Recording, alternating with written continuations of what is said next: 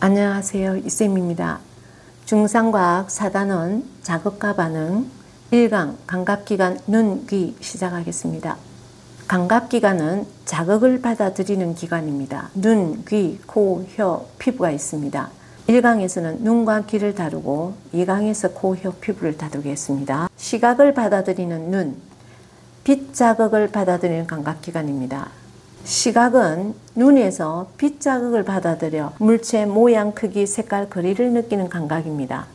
빛 자극을 받아들이는 감각이죠. 눈에서 빛 자극을 받아들이며 망막에 분포하는 것이 시각세포입니다. 눈의 구조와 기능, 우선 간단하게 먼저 이 제일 앞쪽에 있는 이막 각막입니다. 그리고 제일 뒤에 있는 제일 바깥막 공막입니다. 그리고 중간에 갈색깔 이막, 검은색 색소가 들어있는 맥락막, 맨 안쪽 망막입니다. 노란색 막이 망막입니다. 그리고 이 속에 액체가 들어있어서 눈 형태를 유지합니다. 액체가 들어있는 이 부분 유리체입니다. 그리고 앞쪽에 있는 빛을 받아들이는 곳, 이 수중체는 빛을 굴절하는 구간입니다. 홍채는 이 앞에 두 개가 있는데 이게 동공이에요. 동공 크기를 조절하는 기관이고, 그리고 이 수중체가 얇아졌다 두꺼워졌다 가까운 곳을 볼 때 먼 곳을 볼 때 이렇게 조정하는 것이 선모체입니다. 양쪽에 있습니다. 그 다음에 이 상을 맺힐 때 이 망막 속에 중에서도 특히 여기 있는 이 부분을 황반이라 하는데 시각세포가 가장 많이 분포해서 여기에 상이 가장 뚜렷하게 선명하게 맺히는 망막 부분이에요. 그리고 여기는 맹점인데 시각세포가 존재하지 않습니다. 상이 맺혀도 보이지 않고 여기는 시각신경이 모여서 나가는 부분이에요. 이 시각신경은 다시 뇌로 이걸 전달을 하는 거죠. 구체적으로 보겠습니다. 먼저 각막. 각막은 홍채 바깥을 감싸는 투명한 막 앞에 있는 거죠. 빛을 통과하고 눈의 가장 앞쪽에 있다. 각막입니다. 뒤에 있는 막 중에 가장 바깥에 있는 거 공막입니다. 눈 가장 바깥을 싸고 있는 막으로 눈 형태 유지입니다. 맥락막은 갈색이 있는 중간막, 검은색 색소가 있어서 눈 속을 어둡게 합니다. 맨 안쪽에 상이 맺히는 곳, 시각세포가 존재하고 눈을 감싸고 있는 가장 안쪽 층, 이게 망막입니다. 이 노란색 막이죠. 이게 망막입니다. 그리고 망막에서 시각세포가 가장 많이 모여있는 부분, 이게 황반이고 이곳에 상이 맺히면 선명하게 보인다. 그래서 상이 주로 여기에 많이 맺힙니다. 황반. 그리고 여기에 맹점이 있습니다. 이 맹점은 시각신경이 여기 모여 있습니다. 그래서 시각세포에서 받아들인 자극을 대뇌로 전달하는 것이 시각신경인데 시각신경이 모여 나가는 곳이 맹점입니다. 근데 시각세포가 없어요. 여기는. 그래서 상이 맺혀도 보이지 않는 부분이다. 이게 맹점이다. 지금 이 황반, 시각세포가 가장 많이 모여있다. 여기 상이 맺히면 가장 선명하게 보인다. 이게 맨 안쪽 막이 망막이다. 중간막이 맥락막이다. 바깥막이 공막이다. 앞쪽에 있는 빛을 통과시키는 이 막은 각막이다. 눈의 가장 앞쪽에 위치하는 것이다. 홍채를 감싸고 있다. 요거까지 전체적으로 봤고요. 앞에 있는 네 가지 수중체, 동공, 홍채, 선모체 보겠습니다. 수중체는 볼록 엔즈 모양인데 빛을 굴절시킵니다. 그리고 상을 망막에 맺히게 합니다. 빛이 이렇게 만약 통과하면 이렇게 빛을 굴절시켜서 여기 상이 맺히게 하죠. 그래서 이런 물체가 있었으면 이렇게 상이 맺히게 되겠죠. 선명하게 맺히게 되겠죠. 이런 기능하는 게 수중체입니다. 빛을 굴절시킨다. 이게 수중체의 역할입니다. 수중체 두께는 얇게 두껍게 변화시켜줍니다. 이것은 동공입니다. 이 동공은 양쪽에 홍채가 있습니다. 이 홍채가 동공 크기를 조절한다. 동공 크기가 조절해주면 빛의 양이 조절되겠죠. 홍채에 의해서 가려지지 않는 부분이 동공이었는데 빛이 동공을 통과하는 거죠. 홍채가 이완을 했어요. 늘어났어요. 홍채가 이렇게 쭉 늘어나게 되면 동공 간격이 좁아졌어요. 다시 보면 홍채가 이완되었다. 동공이 좁아졌습니다. 그럼 빛의 양이 적게 통과하는 거죠. 밝은 곳에 가면 우리가 눈을 개슴츠레하게 뜨죠. 그러면 빛이 적게 통과합니다. 빛이 너무 많이 들어오기 때문에 약하게 하는 거죠. 밝은 곳에서는. 밝은 곳에서는 홍채가 이렇게 이완되어서 동공 크기를 작게 해서 빛을 적게 통과시켜준다. 어두운 곳에 가면 홍채가 수축을 하게 됩니다. 이렇게 수축을 해버리면 동공 크기가 이렇게 커지는 거죠. 커지게 되면 빛이 많이 통과하는 거죠. 어두운 곳에 갔을 때, 극장에 갔을 때, 이럴 때 눈을 크게 뜨는 거죠. 빛을 많이 받아들이기 위해서 동공이 커집니다. 선모체가 있습니다. 선모체가 이 양쪽에 있습니다. 이 선모체가 이완했다. 이쪽으로 이완합니다. 이렇게 이완을 하게 되면 당겨지게 되겠죠. 이완하게 되면 이 수증체 두께가 이렇게 얇아집니다. 얇아지면 통과한 빛이 굴절이 이렇게 잘 안 되는 거죠. 볼로그랜지 두께가 얇으니까 수증체가 얇아져서 멀리까지 이렇게 굴절시킬 수 있는 거죠. 이게 선모체가 이완되면서 이완될 때 방향이 수증체 반대쪽이다. 그런데 선모체가 수축할 때는 이쪽으로 수축을 합니다. 수증체 쪽으로 수축하게 되니까 이게 눌려져서 이렇게 수증체가 두껍게 되는 거죠. 두껍게 되니까 통과한 빛이 굴절이 아주 급하게 되는 거죠. 그러니까 수증체 두께를 두껍게 하려면 선모체가 수축해야 되고 수증체 두께가 얇아지려면 선모체가 이완돼야 됩니다.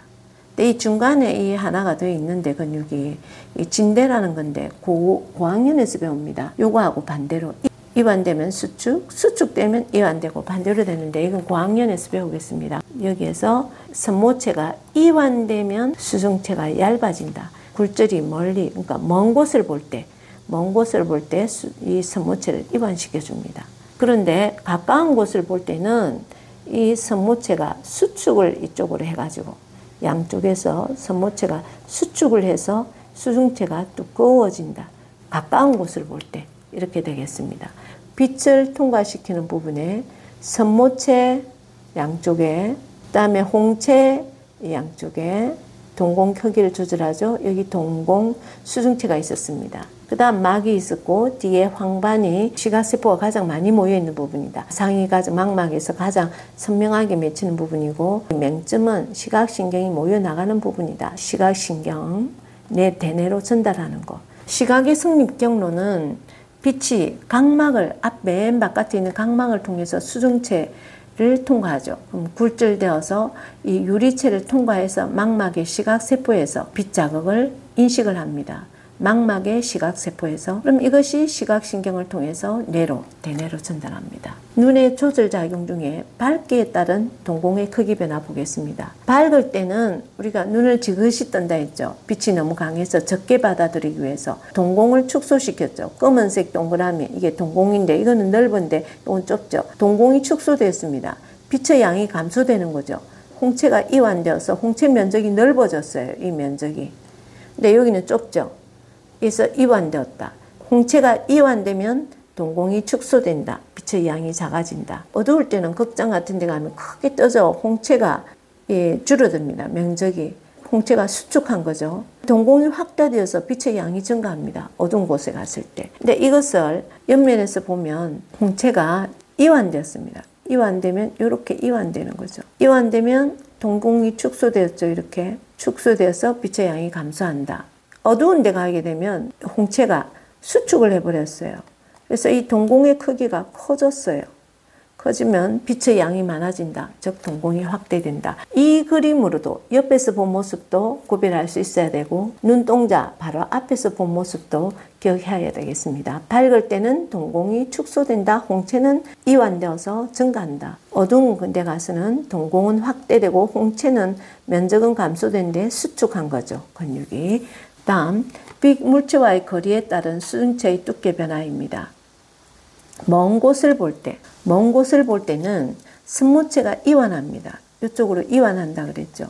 이완하면 이게 가늘어집니다. 이렇게. 수증체가 얇아진다. 이쪽도 마찬가지겠죠. 근데 이제 이쪽 부분만 봤습니다. 가까운 곳을 볼 때는 이 선모체가 수축을 합니다. 이 방향으로. 그러니까 수증체가 이렇게 두꺼워진 거죠. 굴절이 많이 되겠죠. 가까운 곳을 볼 때. 먼 곳은 수증체가 얇아져서 굴절이 약하게 된다. 이 그림도 중요합니다. 이렇게 비교해서 바로 나타나는 경우가 많습니다. 선모체가 이완될 때 얇아진다. 선모체가 수축할 때 두꺼워진다. 눈의 이상과 교정 방법은 저학년에서 배웠습니다. 근시의 교정은 오목렌즈이고 원시의 교정은 볼록렌즈다 봤죠. 근데 한 번만 더 보면 수정체와 망막 사이 거리가 이렇게 정상보다 좀 멉니다. 그래서 상이 너무 앞에 맺히는 거죠. 조금 더 멀리 망막에 맺히게 하기 위해서 오목렌즈를 사용해서 빛을 조금 더 바깥으로 두꺼운 쪽으로 굴절하죠. 벌려서 이렇게 굴절을 시켜주면 망막에 맺히죠. 그래서 근시는 오목렌즈로 교정을 합니다. 원시는 수정체와 망막 사이 거리가 너무 가까워요. 그래서 상이 조금 더 뒤에 맺힙니다. 조금 더 앞으로 당겨오기 위해서 볼록렌즈로 교정을 해주면 한 번 더 빛을 모아주고 한 번 더 모으니까 앞에 와서 맺히게 되죠. 망막에 맺히겠죠. 그래서 원시는 볼록렌즈, 근시는 오목렌즈로 교정을 한다. 귀는 다른 감각기관과 달리 두 개의 감각을 담당합니다. 청각과 평형감각입니다. 소리 자극을 받아들이는 기관은 청각이고 몸이 회전하거나 회전감각, 기울기 감각, 기울어짐을 느끼는 감각은 평형감각입니다. 청각은 달팽이관이 담당합니다. 소리 자극을 받아들이는 청각세포가 분포해서 달팽이관이 소리를 받아들입니다. 달팽이관이 여기 있습니다. 이 달팽이관이 소리를 받아들이면 달팽이관의 청각세포가 소리 자극을 받아들입니다. 그럼 청각신경을 통해서 대뇌로 전달하는 거죠. 청각의 성립 경로는 소리가 웨이도를 통해서 들어오면 고막이 진동하고 귓속배는 증폭을 합니다. 달팽이관의 청각세포가 소리 자극을 받아들여서 청각신경을 통해서 대뇌로 전달한다. 이게 소리를 듣는 과정입니다. 다음 평형감각은 방구리관에서 몸의 회전감각을 담당합니다. 회전을 감지합니다. 세 개의 고리가 있습니다. 수학에서 XYZ 축이 세 축이 90도로 되어 있듯이 서로 직각으로 연결되어 있고 림프액이 속에 들어 있습니다. 그래서 림프액이 회전감각을 담당하는 거죠. 이 회전감각을 느끼면, 이상을 느끼면 여기에서 평형감각신경이 그것을 뇌로 전달합니다. 전정기관은 몸의 기울어짐을 감지하는데 기울기 감각을 담당합니다. 똑바로 서 있는 걸 못 느끼는 거죠. 이게 이상이 생겨나면 이 속에 이석이라는 작은 돌이 있습니다. 이 작은 돌이 기울기를 느끼는 거죠. 중력에 대해서 중력 이상을 감지하는 거죠. 우리 지구 중심 방향으로 중력은 향하죠. 그게 우리 지표면에서 똑바로 서 있는 거죠. 그거에 이상이 오는 거죠. 기울기 감각에. 그게 전정기관이 담당합니다. 그래서 이 전정기관이 여기 있습니다. 방고리관 바로 밑에. 이 전정기관이 기울기 감각을 담당하는데 방고리관의 회전 감각, 전정기관의 기울기 감각 두 개가 평형 감각이죠. 그 평형감각을 여기 있는 평형감각 신경이 받아들여서 뇌로 전달하는데 이 감각기관에서 받아들인 것은 대뇌로 전달했습니다. 이 평형감각은 우리 운동하고 상관이 있죠. 그래서 소뇌로 전달합니다. 구체적으로 보겠습니다. 귀에 귓바퀴가 있습니다. 이 귓바퀴에서 아까 웨이도라 했죠. 고막 앞에까지 이 귓속 이 관이 웨이도입니다. 소리가 이동하는 통로죠. 귓바퀴에서 소리가 와서 소리가 웨이도를 통과하면 고막이 진동을 합니다. 소리에 진동하는 얇은 막, 너무 얇아서 터지기 때문에 귀에는 충격을 가하면 안 되겠죠. 고막이 소리를 진동하고 그 진동한 소리를 귓속뼈, 이 귓속뼈가 여기 있습니다. 이 귓속뼈가 증폭을 합니다. 오디오에서 앰프가 증폭을 해주죠. 고막 진동한 건 너무 약해서 다시 귓속뼈에서 증폭한 다음에 이 소리를 달팽이관이 받아들입니다. 달팽이관에 청각세포가 있죠. 이 청각세포가 소리 자극을 받아들이면 청각신경, 청각세포에서 받아들인 자극을 대뇌로 전달한다. 청각신경이 이렇게 전달하게 되겠습니다. 근데 여기 있는 이 방고리관, 직각으로 서로 놓여있는 세 개의 고리관, 이 방고리관은 회전감각, 회전하는 자극을 받아들이는데 림프액이 들어있습니다. 방고리관입니다. 회전감각을 담당하고 여기 있는 이 전정기관은 기울어짐을 감지합니다. 기울기 감각, 방고리관의 회전감각, 전정기관의 기울기 감각. 그래서 기울기를 받아들이면 약간 기울어지면, 삐뚤어지면 느끼는 거죠. 이게 전정기관. 요 두 개가 방고리관과 전정기관의 평형감각 담당하는 기관입니다. 이 두 개가 받아들이는 평형감각신경, 방고리관과 전정기관에서 받아들인 자극을 뇌로 전달한다. 평형감각신경인데 뇌로 전달하죠. 이 뇌만 유일하게 소뇌, 운동을 담당하는 소뇌로 전달합니다. 감각기관입니다. 다시 보면 청각의 성립 경로는 귓바퀴를 통해서 외이도를 가게 되면 이 고막이 진동하고 기속표가 증폭해서 이 달팽이관의 청각세포가 소리 자극을 받아들이면 청각세포에서 받아들인 자극을 청각신경이 전달한다. 근데 여기에 고막이 통과할 때 이 외이도의 이 압력하고 고막 안쪽의 압력이 같도록 조정해 주는 것이 고막 안쪽과 바깥쪽의 압력을 같게 조절해 주는 것이 귀인두관입니다. 귀인두관이 고막 바깥의 압력, 고막 안쪽의 압력을 같게 조절하는데 갑자기 압력 변화가 클 때 우리가 비행기를 탈 때 갑자기 올라가게 되면 귀가 윙하고 울리죠. 귀가 멍하게 됩니다. 귀가 멍할 때 귀인두관이 아직 완전히 조정을 못한 상태인 거죠. 조금 있으면 괜찮아집니다. 귀인두관은 고막 안쪽과 바깥쪽의 압력을 조절한다. 안고리관 회전감과 전정기관의 기울기감과 평형감각을 이 평형감각 신경이 받아들여서 소뇌로 전달한다. 청각신경은 대뇌로 전달하죠. 여기까지입니다.